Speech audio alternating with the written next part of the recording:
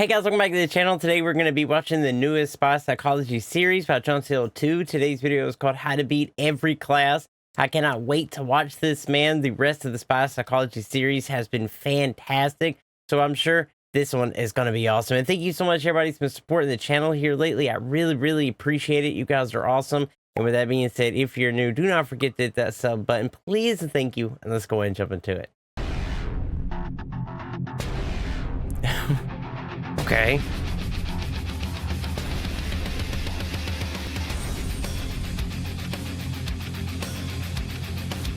Okay, nice.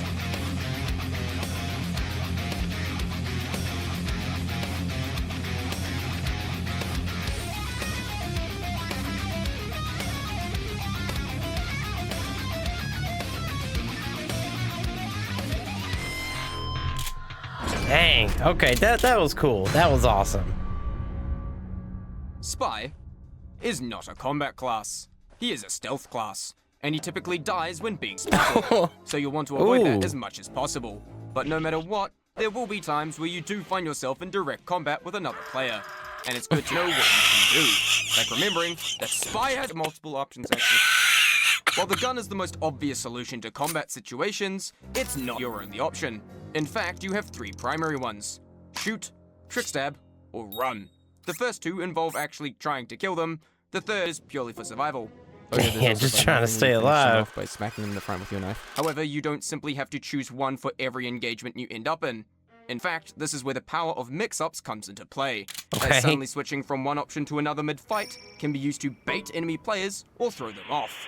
Making them believe that you're trying to run away or gun them down often results in them running right at you, which can leave them open to a trick stab. The reverse is also true. I love a trick stab, they'll Super try to Smash keep their Bros. distance, music. which is good for making space to try gun them down or to get a head start on the escape. Sometimes just hitting enough shots with your revolver can scare people into backing off and letting you get away. But I can't hit my shots! Yeah, well, that's just a you problem. I get that revolver aim can be... Dude, I love John 2's humor, man. Just on point. Definitely one of the best TF2 creators we've watched so far. really finicky, Just especially from love the the random shred channel. you get from firing too fast, but this is straight up something you just need to get good at. On that note, remember that you have the ability to see enemy health, and you can use that information to take advantageous fights against weakened players, especially since you're typically already sneaking around the places they retreat to, because that's kind of the thing you do as the ninth class. If you choose to escape, a very powerful thing that I've talked about before are cloak illusions. Simply put, it's the act of moving one way when starting your cloak, then changing direction once it's complete to throw the enemy off. Yes. When you do change direction, turn to look at the person chasing you to check that it's actually working. Always keep note of the last they saw of you. If you get bumped or shot and your cloak blinks, then change direction again if you think they saw it. Try and keep track of them while making them lose track of you. Successfully misleading players can cause them to waste a lot of time looking for you. Be wary of the information they have to go off. This also applies to trick stabs.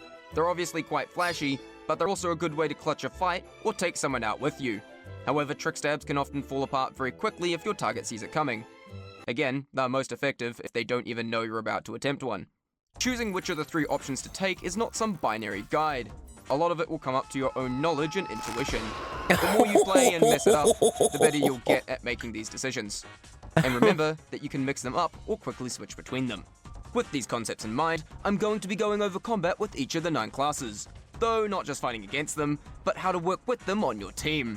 While Spy can feel like a solo unit a lot of the time, being wary of your teammates can be incredibly powerful. You aren't just getting lots of kills, you're creating an opening for your team to leave more destruction in your wake. You are causing problems. On purpose. Now, it needs to be said that what I say here cannot account for every possible situation. Watching my videos does not automatically make you a good spy. You need to put in the practice and experience. My videos don't just bypass that. But this video will help you understand the matchups much better.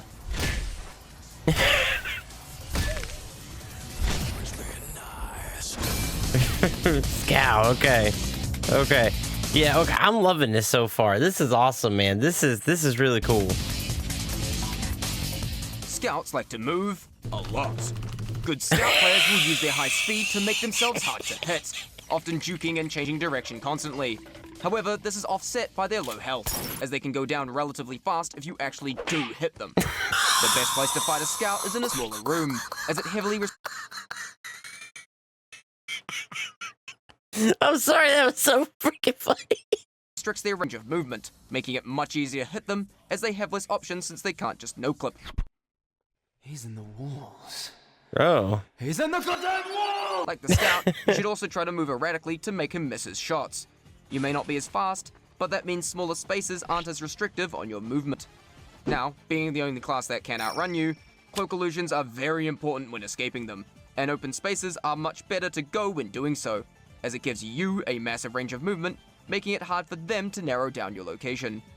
It's also worth noting that, like with Afterburn and other debuffs, being cloaked halves the duration of their Mad Milk, allowing you to get rid of it and lose them. Though, when you do actually sneak up behind a scout for a normal backstab, it can be a bit awkward since even though they don't know you're there, they're still faster than you because they overdosed on energy drinks. When this happens, just follow the scout and stay directly behind them. Once they get to combat, scouts have a tendency to walk backwards within the first few seconds. If you stay behind them like so, they'll walk straight into a knife.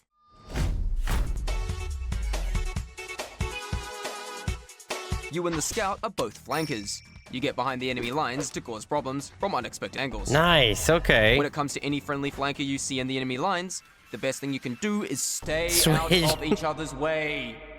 Both of you rely on catching the enemy by surprise, so don't stick together too much as one of you may risk blowing the cover of the other. Whoever gets spotted first draws all the attention to themselves. However, this draws the I'll attention. say, I love this. He's like trying to, like, he's explaining how to beat every class, but also trying to show you like how to work with that class. That's away really from cool. Whoever didn't get spotted.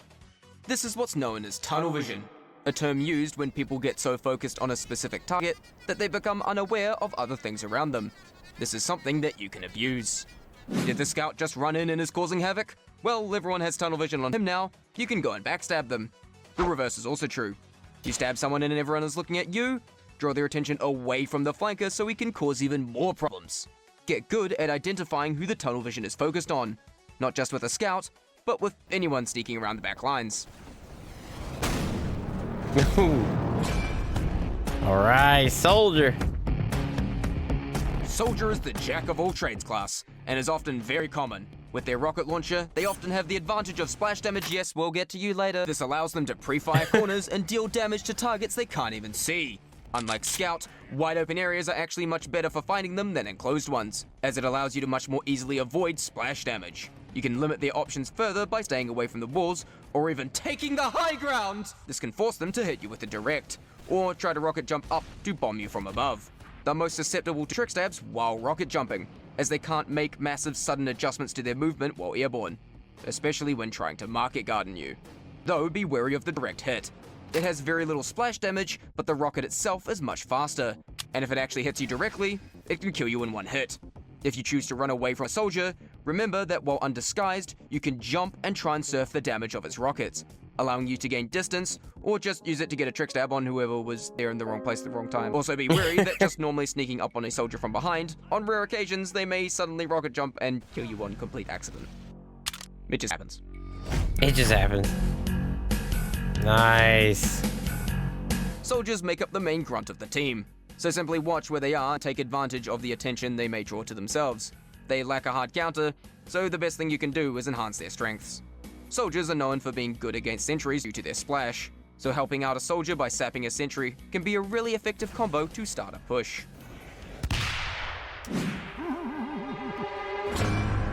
Alright, Pyro.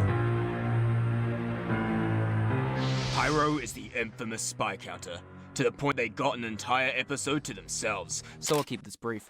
The main weakness of a Pyro is range. Flare guns exist, but aren't nearly as deadly. Some Pyros like to stay in small spaces to ambush and account for their range weakness. Baiting them out of these areas can let you gun them down from range, as they have little to no cover to avoid your shots. Pyros often have patterns when spy checking, and the flamethrower can be heard. If you get caught on fire, break line of sight or flamethrower range, and get rid of the flames ASAP. Remembering health pack locations can save your life.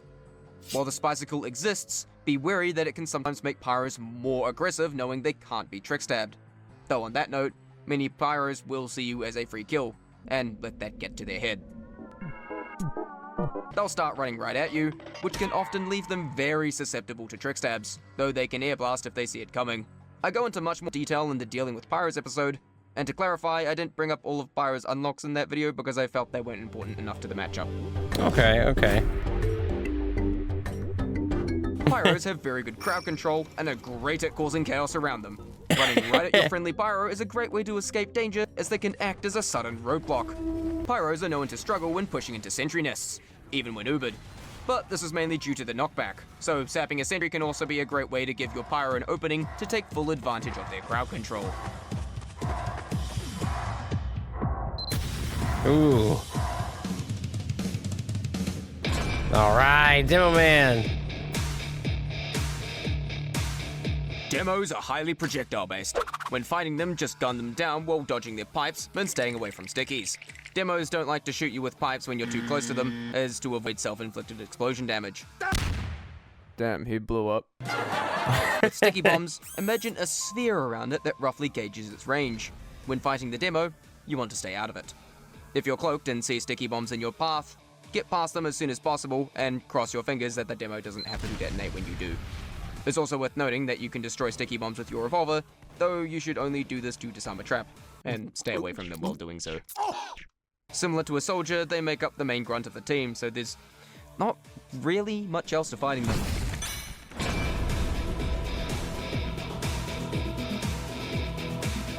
Demo Knights can be an absolute menace, especially with certain unlocks being able to increase their base speed and their ability to charge at you or even fly. At times, they can outrun you and almost feel like a complete counter. However, their melee-focused playstyle gives them a tendency to run right at you, which, you guessed it, leaves them open to trick stabs. And plus, even if they're faster than you can still escape them with illusions. Alright. Friendly demos to you are quite similar to soldiers. There's not much else to say here, as both are known for being really good at destroying nests, so assisting them in that process helps all the same.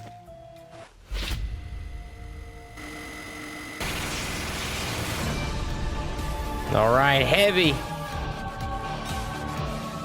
Heavy is the tank of TF2, having the highest health pool in the entire game. As However, he's on the tank. the knife does not care. Heavies have the potential for The knife massive doesn't damage care. output, and can soak up a lot of it themselves, so being able to instantly take one out can be very helpful for your team. That being said, heavies who are firing make much better targets than those that aren't, though be wary that good heavies are wary of spies, so you may really have to pick your moments. You can use the sound of their gun to tell if they're revved up, unless they have the Tomaslov. If you get spotted and they start firing at you, the sustained damage of the minigun allows them to track you. Because of this, you should break line of sight as fast as possible to throw their tracking off. Do not try and gun down a heavy that's already revved and is high health, as they will quickly outdamage you. Another good thing to look out for, or should I say listen for, The savage. if you hear the sound, it means that the heavy is eating a lunchbox item and is unable to do anything until the animation ends, potentially giving you a free backstab. Many heavies are smart about this though, and will put their back to a wall or corner. If against a flat wall, then you should be able to backstab them from one of two sides. If in a corner, finding a way to jump on top of them may give you a valid backstab angle, though this won't always work. And if you misjudge it... and if a heavy turns around at the last second before you stab, either break line of sight or go for a quick matador while you're still right in their face. Wait, wrong type of friend. Wait, wrong type of friendly, that's not what I meant! Look, I don't know, just keep them alive, they'll probably, give you sandwiches, knowingly sabotaging their own team, and plus disguising as them right in front of them is a pretty funny joke. Pretty funny, a really funny guy. Alright.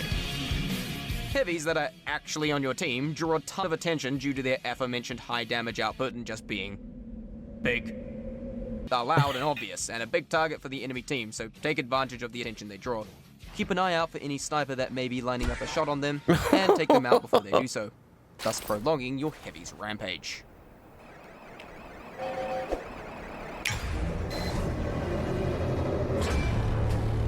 Alright, Engineer. The Engineer matchup was literally the previous episode, so I'm just going to recap some stuff from that video. Taking out nests often requires good strategic plays and quick thinking. Take the sentry out of play ASAP before attacking the engineer, and it will put both of you on relatively equal ground in a 1v1. Always make sure the teleporter goes down, Do not underestimate its power to the team. It effectively Yeah, I acts was as a gonna say, respawn man, teleporters win games, and that is 100%. beacon and can get enemy players to the front lines much faster. As a certain engineer main once said, you put down a teleporter and you're a winner. You're a winner. Game win. nests in general are really good at stopping pushes. When your team is pushing forward and the enemy engineer is trying to set up an advance, going ahead and disrupting that process can prevent them from setting up a nest in time before your team arrives. Identify which nest and building is being the biggest problem, and put pressure on it. If you want more detail on how to approach this matchup, check out the episode specifically dedicated to it. It was a good one, man. It was a good one. Engineer nests make for a powerful backline. Be wary of the location of friendly sentries, as they can be great fallback options. Try keep an eye out for enemy players preparing to attack or take out the nest, and stop them in their tracks, as that keeps the supportive hold of the nest alive. When taking teleporters, it can be a good habit to cloak as you do, just in case you end up closer to the action than you'd expect. A dispenser is usually nearby, and restoring cloak from it doesn't eat up the dispenser's ammo pool. And plus, you can even crouch inside of it for dispenser armor. On that note, when a friendly engineer is nearby, try to avoid picking up ammo packs that he may need, as he needs them much more than you so he can set up quickly. And if your engineer places an entrance at spawn during setup, you can really quickly switch to engineer, upgrade it to level 3 for him, then switch back to spy before the round starts. It's highly appreciated and saves the engineer precious time.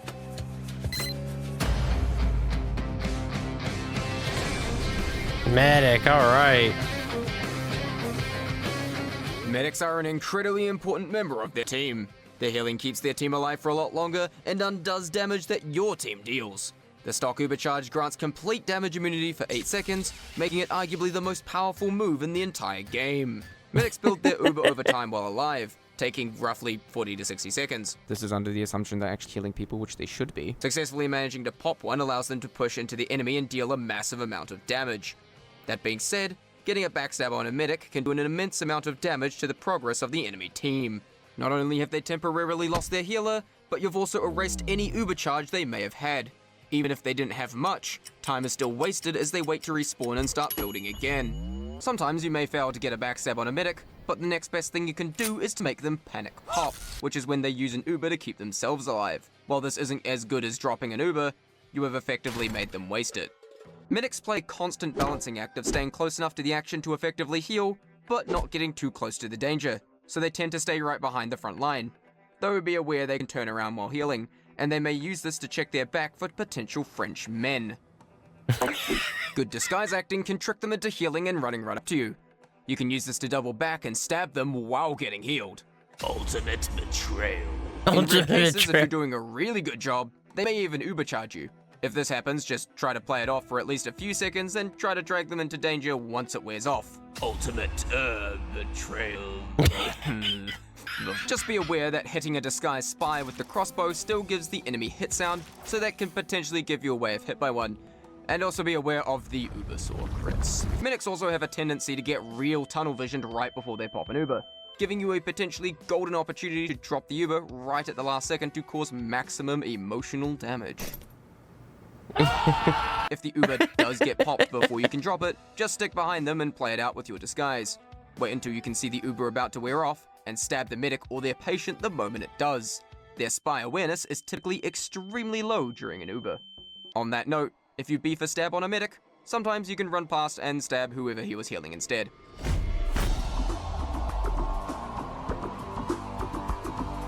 Given you are the spy, don't expect to be very high on the priority list of healers, especially since you won't be near your medic very often. In fact, being healed by a friendly medic may actually give you away as a result of the team-colored beam. You can quickly cloak if you need to forcefully break the beam. Now, you remember what I said about medic being a very important pick? Yeah. Well, the enemy team is going to try and go after your medic, and they may get tunnel visioned on him, and you probably guess what this means by now. Also, when behind enemy lines and low on health, most medics use the crossbow.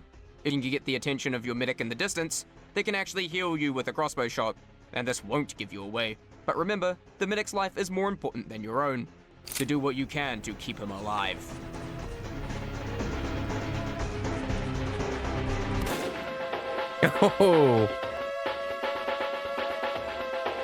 Oh, the sniper. Sniper is the other main pick class. However, they tend to quite literally have tunnel vision, often making them good targets. They can be a huge pain for your team to deal with, so getting a pick on a sniper, even if it gets you killed, is very much worth it. If they're wearing a Razorback, remind them that the 9th class has a primary firearm. Most revolvers can kill a sniper in 3 shots at point blank, but the Ambassador and Enforcer can do it in just 2 with a headshot crit or disguise shot respectively. Shut up, we didn't talk about you. Just be aware, especially when taking 3 shots, that the sniper may have time to react and turn around, causing them to either attempt to quickscope or melee you, both of which have the potential to kill you instantly because of those rare high moments. A good trick is to shoot twice, then pull out your knife and finish them off when they turn around to face you. It's easier to hit than another revolver shot. I call it the shoot-shoot-stab. If a sniper manages to throw their own, urine at you, like with the Mad Milk, you can half its duration by cloaking.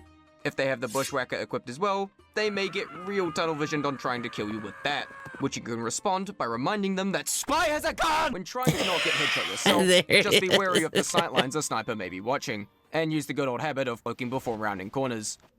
Spy has a gun, I have a gun. Do not enter my sightline. Also beware the janky headshots of the Huntsman because look at these scuffed hitboxes. Plus, it in a classic can headshot without being scoped, so snipers using either of them suffer much less from tunnel vision.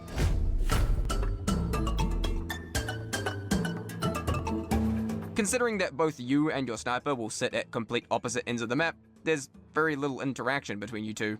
The best thing you can do is take out any enemy sniper that's aiming at them, just to keep yours alive.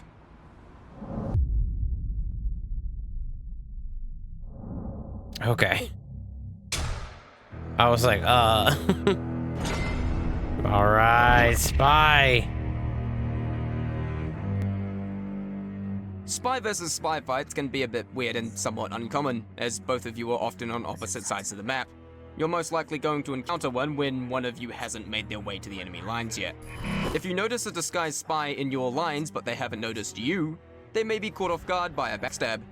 You could also disguise as a teammate and use that to trickstab them, as they don't expect to somehow be trickstabbed by a goddamn Pyro. It's of course good to be wary of the inverse, as a spy might be able to unexpectedly catch you out when you're sneaking around their lines. If you bump into another spy while you're both trying to sneak around invisibly, it's best not to bother decloaking and just be on your way. By the time you decloak, they'll probably have already lost you, and you risk blowing your own cover in the process. So just let that one awkward interaction be at that. Though if a spy does choose to fight you, remember you have the 3 options. What is this guy doing? If the enemy spy is obviously trying to trickstab you, you can challenge them and have a trickstab duel, but remember you have the option to simply refuse to play the game they're playing and just shoot them instead.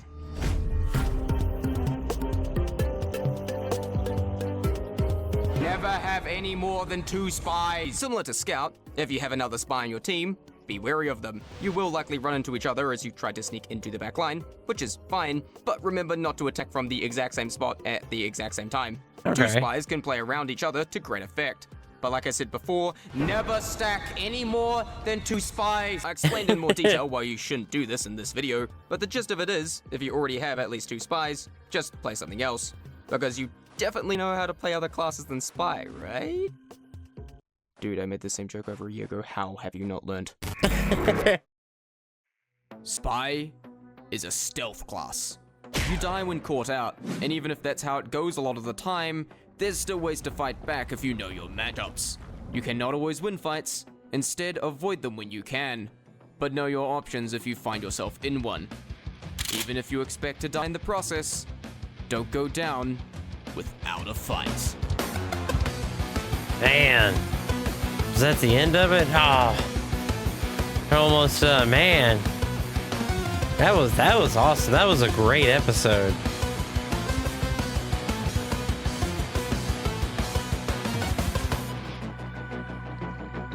Ooh.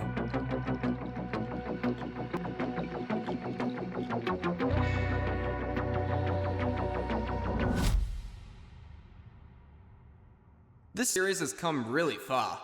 A lot of things have been covered. And while it won't cover absolutely everything about Spy, considering that's just kind of impossible, there is one major thing that I've intentionally saved till last. For the next episode. The finale of Spy Psychology. Finale? Oh man, the finale? like it's right here at the end. It also says something. That could be 2020 for all I know. I make it and it's ready. That could be 2025 for all I know. You just do it right there then really fast. Okay. Hey, man.